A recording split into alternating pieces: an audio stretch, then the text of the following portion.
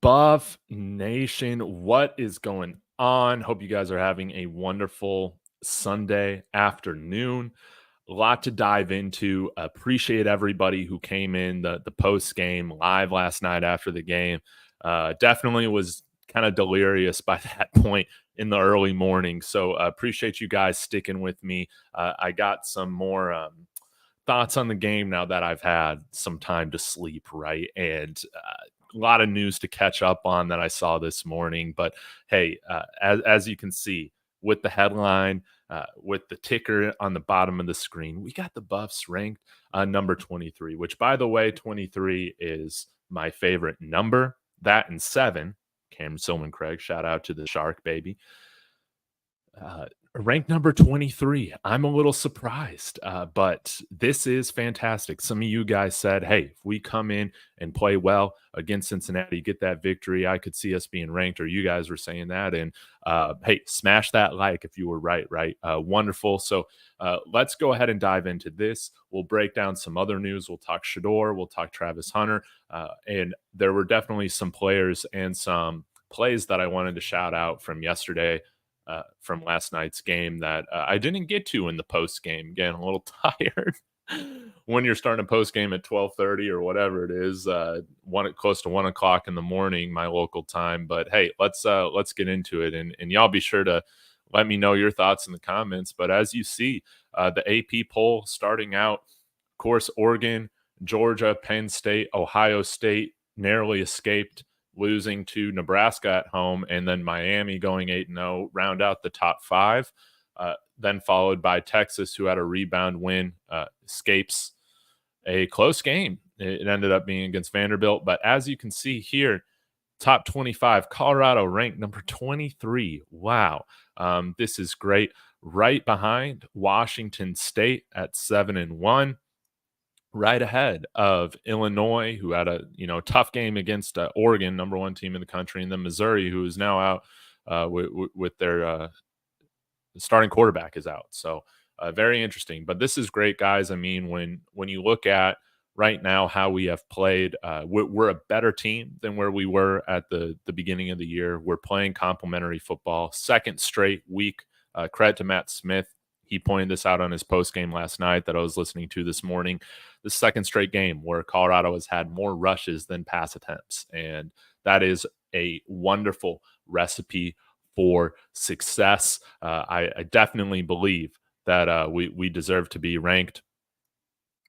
You see Army is still there at 7-0. Washington State, I guess these are more G5, but hopefully we can continue to see ourselves rise in the rankings. We have a very important game against a very good offense in Texas Tech, very good offense, and that's going to be very important, of course, that, and then taking care of the rest of our games in the conference to get ourselves to that Big 12 championship game. We'll see, but Kansas State, I think that they're better than being the 17th ranked team in the country right now. Yes, they almost lost to Kansas, but at the end of the day, they won a rivalry game, and you are what your record is. They're 7-1. They've been very good, and we played them very, very close. So I believe, that we're not too far off. Wish we had the shot at this point to play Iowa State and BYU. That would really help with our odds to get into that title game, being in control of our own destiny. But we're going to need a little help. Again, guys, we are Kansas Jayhawk fans until we play them. They can play spoiler in the Big 12, and we're going to need their help. We need to form an alliance with Jayhawks fans moving forward until we play each other on November 23rd. But yeah, this is great stuff. Absolutely love to see it. VH, we can dive into some of the PFF stuff here in just in a few minutes. I'm gonna do some more in-depth videos on the PFF stuff, but we can get to it. I told these Deion haters what a great man Deion is, great coach and motivator. Yes. He is fantastic. And he has righted the ship. I think Coach Prime's gotten better. The team has gotten better. The assistants have gotten better. Eric Morris, we're just getting warmed up. Absolutely. Now, some of the things that I wanted to get to was I saw this morning that it talked about in the press conference that Sheduer actually missed practice. I know that there was some talk about him not practicing earlier this week. I didn't really look much into it because practice, but he had some sort of flu, sickness, illness, and for him to come out and play the way that he did, being sick is nothing short of fantastic. It's nothing short of greatness, no doubt about it. He had a perfect first quarter, honestly. And then to see him just continue to play some of the best football that we've seen from him this year, coming off of a sickness or still being sick, nothing short of incredible. I think somebody put in the comments on my video last night that I saw this morning, it was like the Jordan-esque flu game, and we got that from Sheduer. No doubt about it. 25 of 30, again, 325 yards, 2 touchdowns, and a rushing touchdown. It was great. He took 1 sack that was on himself.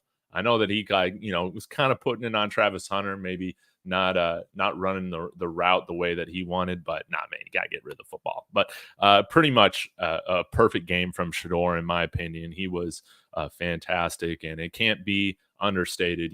Just again, guys, even if I just have some low-grade fever, man, I'm just chilling on the couch. I am not wanting to get up and do anything. Credit to his toughness, credit to his resilience, credit to the training staff on getting him ready. I'm sure he was taking IVs before the game and leading up to this matchup. It was fantastic to see him play in a way in which we even questioned if he was sick or off in a way, right?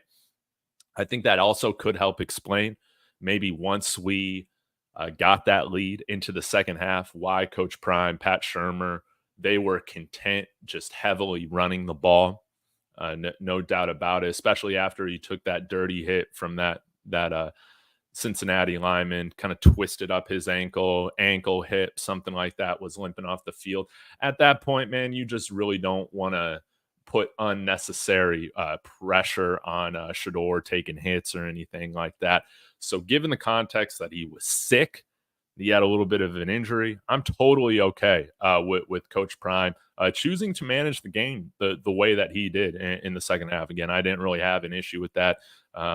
Maybe, have a little bit more diversity in the play selection, the run selection. Maybe we could have done some short passing. But again, this is a game where we still won by double digits. This was a great game. Isaiah Augustave was great down Hayden. And guys, I really wanted to shout out the defensive line. We'll get to that here in just a minute. The defensive line was great. And I totally forgot to shout them out for stopping Cincinnati on that 4th and 1 there at midfield in the fourth quarter. That really did help seal the game. They were fantastic. And that was a statement stop for this defense. No doubt about it. The fact is that we have seen it game in, game out, that we can play complementary football. Like, that is truly a part of this team's identity. And again, the offensive line, it was just so beautiful seeing whenever Augustave or down Hayden got downfield a little bit, they kept their feet moving. And what did we see from our offensive line, man? What did we see from our offensive line? We saw everybody run towards the ball carrier, get behind him, and start pushing him forward. We had multiple first downs like that where we're just stronger. We want it more than Cincinnati. I think we did, man. We were the team that left it all out there. No doubt about it. We gave a better effort than Cincinnati did. That's how I feel about it. We came in there with an intensity that they couldn't match. Now, granted, they did have, some punches to counter with. So I want to give them credit for that. Like, Cincinnati is a good football team, and I said that coming in. But but Colorado was the better team. And I think the majority of us thought that they would play like the better team today. I think that, again, the baseline for the level of play that this team is giving us is, of course, it's night and day different from last year, but I would say it's even night and day different from 6 weeks ago. What wouldn't you say? I think that we've really turned the corner. We found an identity. I don't think this weekend could have gone any more perfectly. with how we played, the product we put out there, the fact that we might have had some minor injuries, but we had a lot of guys still sit out. The bye hits at the right time. Travis can continue to get healthier. Sheduer can recover from his sickness, as well as those little injuries that he had yesterday. And we have now found a rhythm for playing these later games in terms of what we need to do practice-wise, preparation-wise, to come out there to a hot start. I mean, we got out to a hot start. That was one of the keys to the game. We held I think they were like number 2 or number 3 in the conference in third down conversions coming into this game. Cincinnati was, and we held them to 30%. We crushed it on third down. Again, we overcame everything. We overcame the self-inflicted wounds, the bad whistle, the dumb commercial breaks, always breaking the momentum, all of that. We did great. Also, shout out to Coach Prime. When you got a 17-point lead, you definitely should not be saving those timeouts for the end of the game. That's a losing mentality. He did the right thing, man. He did the right thing in calling those timeouts, making sure the defense was set, making sure we weren't taking a delay of game. That is good game management. I had no issue with how he was using those timeouts in the second half. If it's a one-score game, or we only have a one-possession lead, something like that, I can understand the criticism. But Coach Prime managed this game great. He managed this game great. Again, we saw it again at the end of the first half, allowing us to get a touchdown there at the end of the game because, again, the defense really stepped up, managed the timeouts well. Coach Prime was great with his timeout selection. I have no qualms. Anybody mad at him for using those timeouts? No, you don't save timeouts. You don't save timeouts expecting to blow a 3-possession lead. No, you make sure that you use those timeouts to make sure that you keep that 2-3 possession lead. Duh. So I don't want to hear any of that. Coach Prime did great. He did great. Vanessa Jones, thank you so much for the super sticker. 149. That really does mean a lot. Thank you for the cup of coffee. This is something to celebrate. We are bowl eligible. We're going bowling.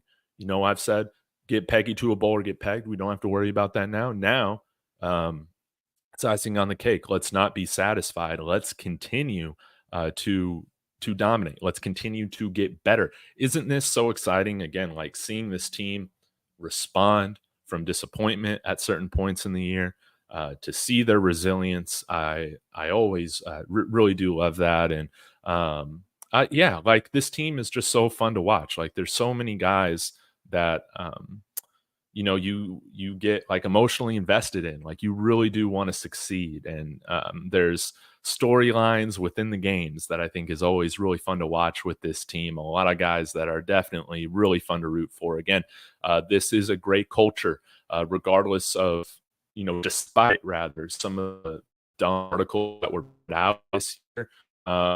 This is a culture. They'll always be complaining if they're not good enough to play for this football team. No doubt about it. But that's just how life is, man. For some reason, for these kids, if they're not good enough, it's always the coach's fault, right? It's never their own fault. We got guys here that know what it takes to win. They've experienced winning. And this is just an A+++ year so far. That's how I see it. We really have learned from our mistakes and setbacks at the beginning of the year. We really have, and we've committed to that as a program on continuing to round out those weaknesses. And now it's like, man, I don't think we have like a glaring weakness on this team. Isn't that insane? Let's talk about the offensive line.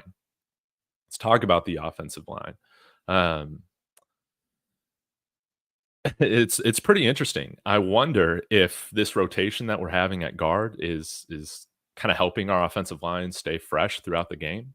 I have no issues with it, man. As long as the play is good, which it has been, I'm about it, man. And it's great to see all these guys that have come here,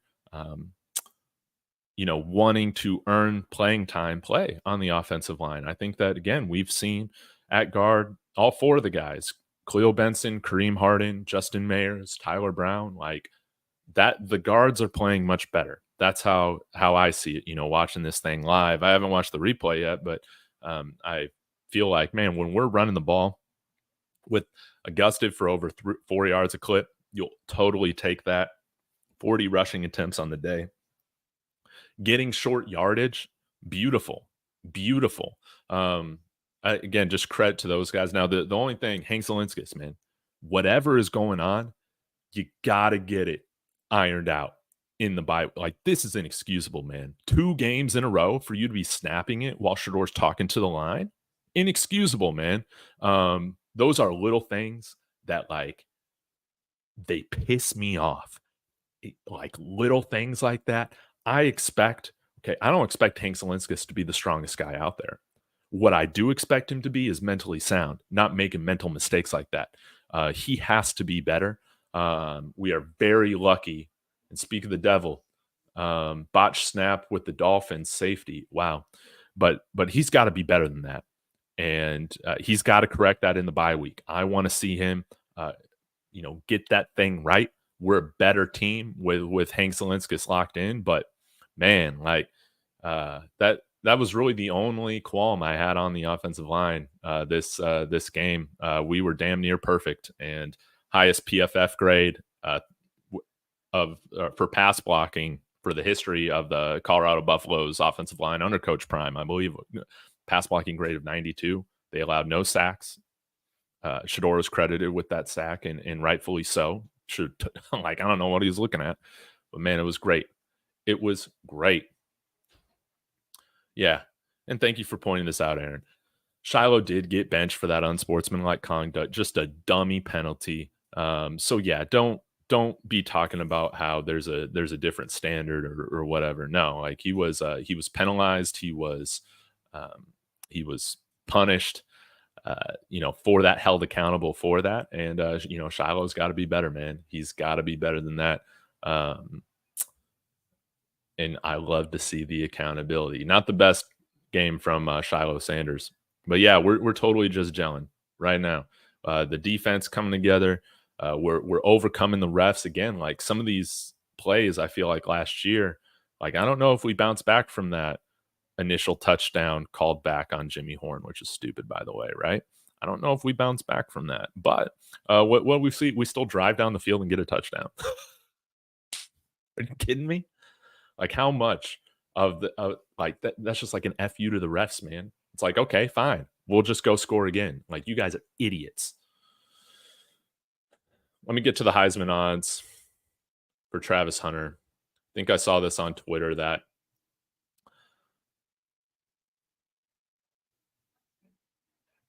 they have gone up for Travis Hunter, which is great. Let me pull this up in just a second. So, yeah, this is credit to Sportskeeda. Look at this right here. So, Travis Hunter now firmly, definitely within the first 2. It's Dylan Gabriel at plus 230, and then he has the second best odds right now. Travis Hunter at 270.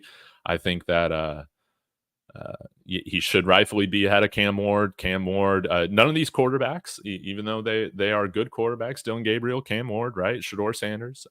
None of them are putting up, video game, Caleb Williams type, Kyler Murray type numbers right now. And for that reason, I agree with the PFF guys. They said it this morning. Travis Hunter is being unworldly right now at his position.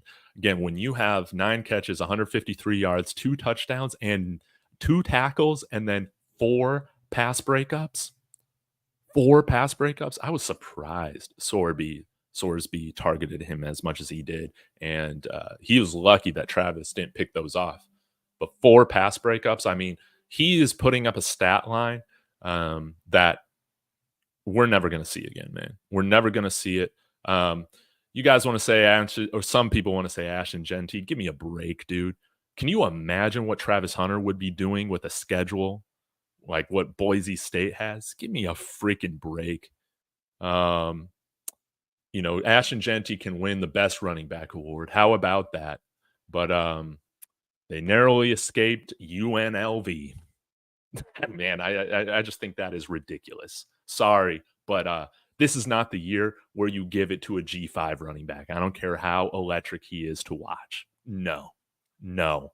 You know who's electric to watch? The man doing backflip Spider-Man poses when he scores a touchdown, man. That's Travis Hunter. That's Travis Hunter. He should win the Heisman. We need Oregon probably to drop a game to help him out. But Travis Hunter made a significant jump with this game. He had his Heisman moments. Let's continue to see this thing going. The bye week hits at the right time. One more week off, and then we got the 4-game stretch. That's what I'm talking about. Yeah, Boise State can kick rocks, man. You ain't Power 5. Not giving a Heisman Award to a guy who's not playing the best competition. And you can argue like Rawhide did, you know, is the G5 closer to the Big 12 than the Big 12 is the SEC? Hell no. Hell no. Hell no. That's how I feel about it. All right. Let's go to the games here. Let's take a look at the defense. Again, I'm going to do a longer video on this tomorrow on like the PFF grades breakdown and stuff like that. But since VH asked for it, I'll give you guys like a little teaser here. Cincinnati. I mean, look at where we were, man. Our grades here were great. Pass blocking, 92.2. Run blocking, 73.7. That awesome. Coverage, we had our best coverage day, grade day of the season, 83.1. So that was really great to see. Pass blocking, again, we were phenomenal. Shout out to Tyler Brown, highest rated guy here. Hank Zelinskis, like credit to the interior, man. We really did limit Corleone, number 2 on Cincinnati, with what he was able to do. We really only heard of him when he was on the field, getting attended to, or just looking gassed on the sideline. You know, that was awesome. But to see basically our entire offensive line here in the green, and Khalil Benson, even though in the yellow, 62 grade, I mean, you'll take that. He did allow that one quarterback hit, kind of getting late over there on like a stunt. That was the play at the end of the first half where that ball was a little underthrown from Sheduer to Travis Hunter on that touchdown. But again, he was hit as he was throwing that. So the fact that it was still somewhat on target, Travis made that adjustment. Beautiful. Also, I got to say this while I'm thinking about it. Satterfield, man, with just a couple of like 2 huge, like dumbass errors, in my opinion. One, playing like a zone for the field goal there at the end of the first half, like allowing Travis to just get past like 3 DBs that were just sitting down in like field goal range. Inexcusable. You got to know better. And then 2, Cincinnati's kind of making a play to get back into the game. They can get it down to just a 7-point differential. And why the hell do you go for 2 there? I don't care if the analytics say that. You already put your like it kills momentum, man. It kills momentum. And then you make it more difficult to where if you do score again, and to tie it up, you can't just kick a field goal, man. You got to go for 2 again. That was arrogant. It was ignorant. It was dumb. So again, head coaches can often get in the way of themselves. That was another just dumbass coaching decision, man. We saw some from Brett Brennan last week, and we saw a couple from Satterfield in this game. Again, no coach has perfect game management. Again, Andy Reid wasn't a great game manager at all, but all of a sudden he's a lot better now, with Patrick Mahomes there. Coaches often get in the way of themselves, but I want to give Coach Prime credit in this way of, he hasn't done anything dumb in quite a long time, man, with the game management. He's been fantastic at it. And yeah, I have loved it. Not doing anything to give momentum back to the team like Satterfield did. He gave this defense confidence after that. And shout out to Mata. I know that he said that that ball didn't come off his foot correctly, which is why he barely made that 47-yarder. Hey, it ain't pretty, but he still is keeping that percentage up to where he can get one of those all-conference, team mentions for kicker. I think that would be great. So, Yeah, let me take a look at the defensive line too, and then I'll get to some of your questions or comments or whatever for a little bit. Um, let's just take a look at like the run defense. We were great.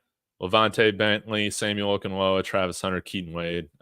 Keaton Wade was good in this game, limited times as well. DJ McKinney was all over the field, man. So we really did great on this front.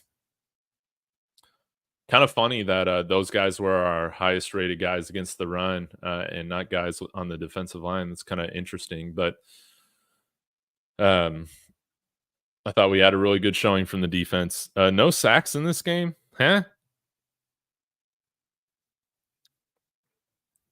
Why didn't they give Cameron Silman Craig his sack on here?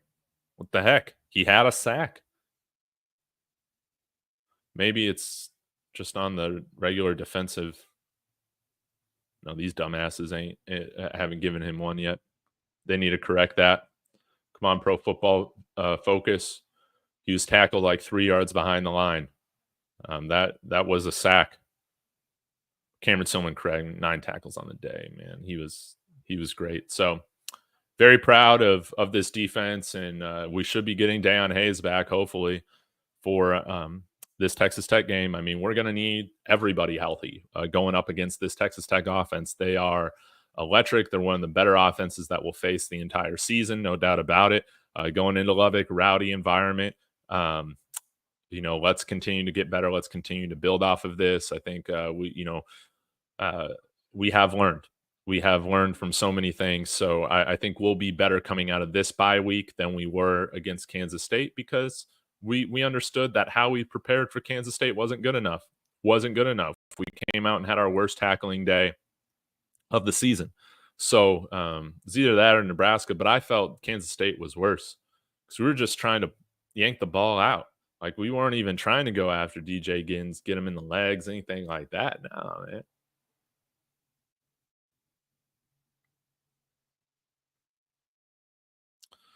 That's right, Mark. Coach Prime has turned around this Colorado program so fast. Bowl eligible already. Incredible work by the whole team. Yeah. Yeah. Again, credit to these guys for locking in. Not letting the noise get to them on just, what weirdos like Gavin Cold got to say. Whoever that loser is from Athlon Sports putting out those hit pieces talking about it. He's got all this evidence of all, how Colorado is just a joke. They're run like a joke program. But now all of a sudden he's putting out all these articles about how Shedeur Sanders needs to be in the Heisman race, and Shedeur Sanders helped these high school kids, and Travis Hunter doing this and that, man. These people in the traditional media, man, they got no spine. They have no conscience. They have no morals. The only thing that they're loyal to is getting clicks. And so continue to not support those clowns. No doubt about it. It's great to see this team prove all the idiots wrong, man. It's great. David, what teams do you see Travis, Shiloh, Sheduer, being drafted by next year? Man, it's still a little too early to tell. I'll tell you probably out of the bad teams in the NFL right now, the spot, like, let's talk about it. Like, you got the New York Giants there, probably the Carolina Panthers, the Tennessee Titans, the Cleveland Browns. Who else? Las Vegas Raiders. I know Tom Brady is a minority owner in the Raiders, guys, but and it would be cool from like a Showtime perspective, a branding perspective. Sheduer with the Raiders is, really interesting. Las Vegas, it's all the bright lights. That's great. Las Vegas is a terribly run franchise. The Raiders are a terribly run franchise. Mark Davis is a terrible owner. I want him to go to an ownership that's at least somewhat had success in the past 30 years, 20 years. The New York Giants have won 2 Super Bowls fairly recently. If Eli Manning can succeed in New York, Shedeur Sanders can too. And they've done it. I would like to see that. Tennessee, I would like to see that as well. they're just bad, man. Will Levis and Mason Rudolph, any team will look bad with those guys behind center, I guess, right? But I like Brian Callahan. I really do. I would like to pair Sheduer with an offensive head coach. That would be ideal. Jacksonville won't draft him because of that contract with Trevor Lawrence. Who else do we got? If the Rams, now they bounce back against the Vikings this week, but I would really love the Rams to suck because I would love to see that sort of pairing for Sheduer with an offensive play caller like Sean McVay in a market like LA. Good team, good ownership there with the Kroenke family. So I like that would be honestly my number one preferred destination would be the LA Rams. But man, I don't know. I don't know if they're going to be bad enough. Now, the only thing that could help teams like that is if Carolina finishes with the worst record again and Primetime says, no way, he's not going to Carolina. Just like the Manning said, no way, Eli is not going to play for a terrible Chargers ownership. We'll see what happens. Now, another team that could finish in the bottom part of the standings and have a top 5 pick that you guys have brought up could be a really good fit for Travis Hunter would be the New England Patriots. They already got Christian Gonzalez, former Buff and Oregon Duck. They're playing cornerback, doing a great job. You paired Travis Hunter over there on the defensive side of the ball. That could be great. Drake May has at least surprised me with how he has played, so far his rookie year. So that could be a really interesting spot for him, would be New England. I would also be intrigued to see him go to Jacksonville, especially if the Jags move off of somebody like Christian Kirk. Travis Hunter needs more weapons. It would be cool to see him play in Florida. But again, I would rather see Travis Hunter go to a team that has good ownership, that has good structure. And so not very often do you see good teams finish in the bottom part of the standings for that. New England is one of those situations to where that could happen. So, I would love to see Travis Hunter in New York. I would love to see him in New England. I kind of feel the same about Travis Hunter as I do Sheduer. I don't want to see a bad organization waste these guys' talents. Deion Sanders understands that too, with having started his career out with the lowly Atlanta Falcons. You would prefer them to go to winner. Now, another team that could finish strangely with like a bad record this year is the San Francisco 49ers. And having Travis Hunter go out to San Francisco, San Francisco's been aggressive in the past too. So maybe they're in striking distance of trading up to that number 1 pick, being able to draft Sheduer. Wouldn't that be great? Again, I want to see Shedeur Sanders and Travis Hunter with stable organizations, good ownership, and good proven head coaches. The Raiders, the Browns, the Panthers, like all these are shit teams, man. They're shit organizations. I'm a Broncos fan, obviously, so I have a little bias against the Raiders. But I like Antonio Pierce, really? Really? Just Mark Davis isn't a good owner, man. And success in the NFL for these programs, it starts with the ownership. No doubt about it. So, yeah, Shad Khan's terrible, man. So, and in terms of Shiloh, man, I ain't going to sugarcoat it, man. He ain't getting drafted right now. He is not getting drafted right now. No way. No way is he getting drafted. So who knows? Shiloh's got to really step it up, man, if he's going to be a day 3 pick right now in the NFL. I definitely see him getting his opportunity signing as a UDFA somewhere. But I think his NFL future is definitely, he's going to be 25 going into his first season. Maybe the Sanders name helps him get drafted, right?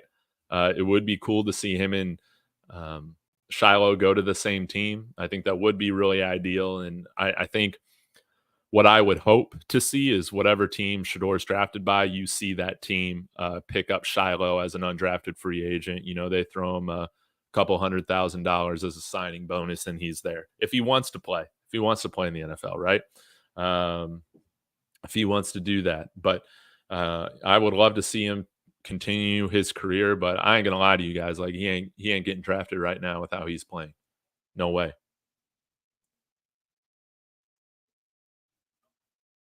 Yeah, he's more UFL material right now. Yeah. Yeah. Sorry, Shiloh, man. It's you're still a very good college safety. Don't get that confused, guys. Just because you're not drafted doesn't mean you're a bad college player. There's only 250 so guys drafted every year. Shiloh's still a good college safety. I will disagree with you guys on saying, that he's a bad college safety. I don't agree with that at all. He's a good college safety. We're a better team with him healthy. Now you can argue on maybe how often he should be playing. We can disagree or agree to disagree on that, but he's a good college football player for this level. He's not good enough to get drafted right now, no doubt about it.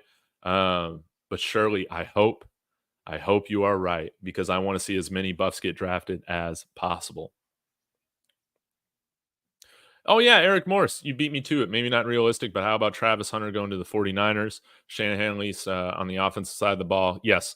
And I want to see him go to a team that's going to play him on both sides, somewhat. So I wish the Broncos, Mike Shanahan, had done that a little bit more with Champ Bailey when he was here. When he was first traded, we ran a few pass plays for him, some different screens, stuff like that.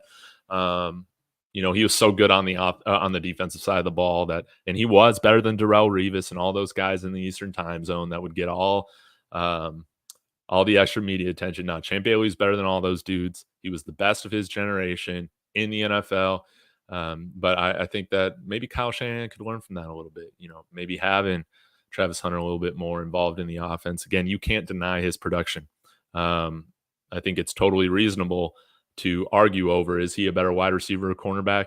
At this point, man, I truly don't know. I flip-flop on it like on a weekly basis. So, yeah, those Shanahan's destroyed RG3's career. Hell no. I mean, Shedeur's built in the mold of the quarterback that they want, D. Yeah, like RG3 was a totally different style of quarterback. He was a one-read guy. A zone read, option quarterback coming out of Baylor, totally different. They totally different skill set in what they're prepared to do. Sheduer is much more prepared to settle into a Shanahan style offense and kill it, and absolutely kill it. So I disagree with you there, man. Totally, Shedeur's not a running quarterback.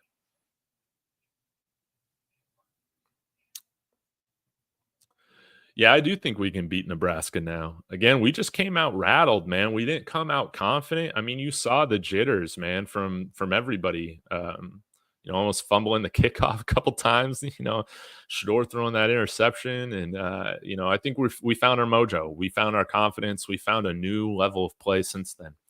And a lot of Nebraska fans talked like last year about how that loss to Colorado, like to us, really did help them as the season went on. Now, they still didn't finish bowl eligible, but that was an important loss for them in terms of them getting better. And I think that in a similar sense, it served the same purpose for us.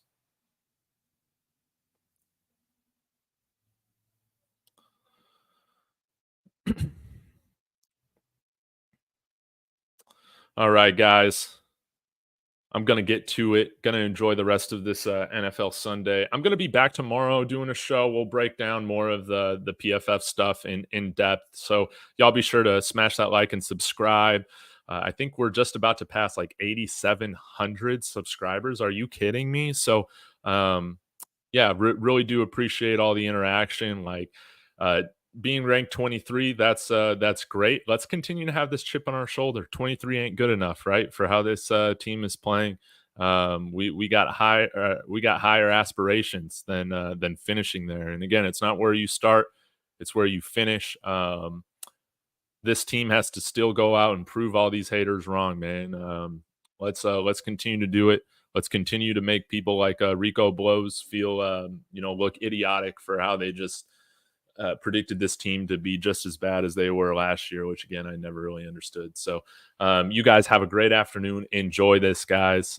You only get a finite time to enjoy players like Travis and Sheduer playing for a program like CU. Are you kidding me? Don't lose sight of this. Watch the highlights every day. I'll be back tomorrow. Sco